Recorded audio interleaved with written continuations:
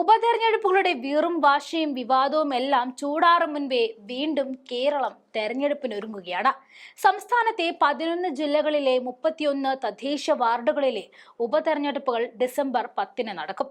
ഒരു ജില്ലാ panchayat ward, 4 block panchayat ward, 3 നഗരസഭാ വാർഡ്, 23 പഞ്ചായത്ത് വാർഡുകളിലേക്കാണ് ഉപതെരഞ്ഞെടുപ്പ് നടക്കുന്നത്. ഡിസംബർ 11 വോട്ടെണ്ണൽ നടക്കുക. വോട്ടെടുപ്പിനായി 192 പോളിംഗ് ബൂത്തുകളാണ് സജ്ജമാക്കുന്നത്. തിരുവനന്തപുരത്ത് വെള്ളറട, കരിക്കാമൻകോട് എന്നീ വാർഡുകളിലേക്കാണ് ഉപതെരഞ്ഞെടുപ്പ് നടക്കുക. കൊല്ലം വെസ്റ്റ്, കല്ലട, നടുവിലക്കര, കുന്നത്തൂർ, തെറ്റിമുറി, ഏരൂർ, ആലഞ്ചേരി, തേവലക്കര, കോയിവിള, പാലക്കൽ വടക്ക്, ചടയമംഗലം, പൂങ്കോട് എന്നീ വാർഡുകളിലും ആലപ്പുഴ, ആര്യാട് ബ്ലോക്ക് പഞ്ചായത്തിലെ വള്ളവനാട്, പത്യൂർ, എരുവ എന്നീ വാർഡുകളിലും ഉപതെരഞ്ഞെടുപ്പ് നടക്കും.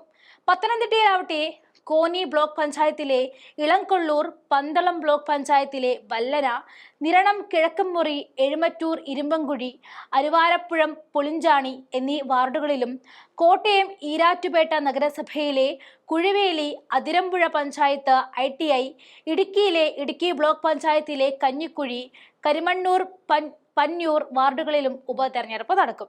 തൃശൂർ കൊടുങ്ങല്ലൂർ നഗരസഭയിലെ ചേരമാൻ മസ്ജിദ്, ചൊവ്വന്നൂർ, പൂശിപ്പിള്ളി, നാട്ടിക, ഗോഖലെ, പാലക്കാട്, ചാലിശ്ശേരി മെയിൻ റോഡ്, തച്ചമ്പാറ, കോഴിക്കോട്, കൊടുവായൂർ, കോളോട്, മലപ്പുറം ജില്ലാ പഞ്ചായത്തിലെ തൃക്കലങ്ങോട്, മഞ്ചേരി നഗരസഭയിലെ കരുവമ്പറം, തൃക്കലങ്ങോട്, മരത്താണി, ആലംകോട്, പെരുമുക്ക, കോഴിക്കോട്, കാരശ്ശേരി, ആനായംകുന്ന് വെസ്റ്റ്, കണ്ണൂർ, മാടായി, കണിച്ചാർ, ചെങ്ങേയം എന്നിങ്ങനെയാണ് ഉപതെരഞ്ഞെടുപ്പ് നടക്കുന്ന വാർഡുകൾ. മലപ്പുറം ജില്ലാ പഞ്ചായത്തിലെ തൃക്കലങ്ങോട് വാർഡ് ഉൾപ്പെടെ 11 ജില്ലകളിലായി 4 ബ്ലോക്ക് പഞ്ചായത്ത്, 3 മുനിസിപ്പാലിറ്റി, 23 ഗ്രാമപഞ്ചായത്ത് വാർഡുകളിലായി ആകെ 102 സ്ഥാനാർത്ഥികളാണ് ജനവിധി തേടുന്നത്. 50 പേർ സ്ത്രീകളാണ്. ആകെ 1,51,055 വോട്ടർമാരാണ് ഉള്ളത്.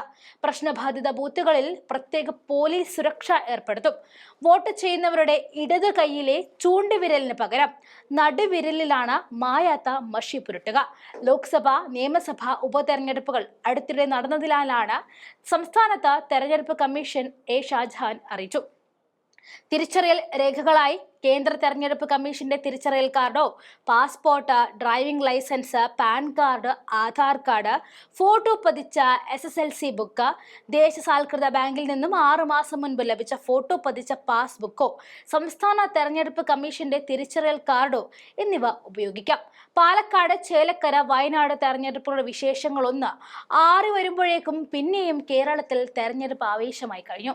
3 ഉപതെരഞ്ഞെടുപ്പ് നടന്നപ്പോൾ 2 വിജയിച്ചുകൊണ്ട് കോൺഗ്രസ് അതിന്റെ ശക്തി തെളിയിച്ചു.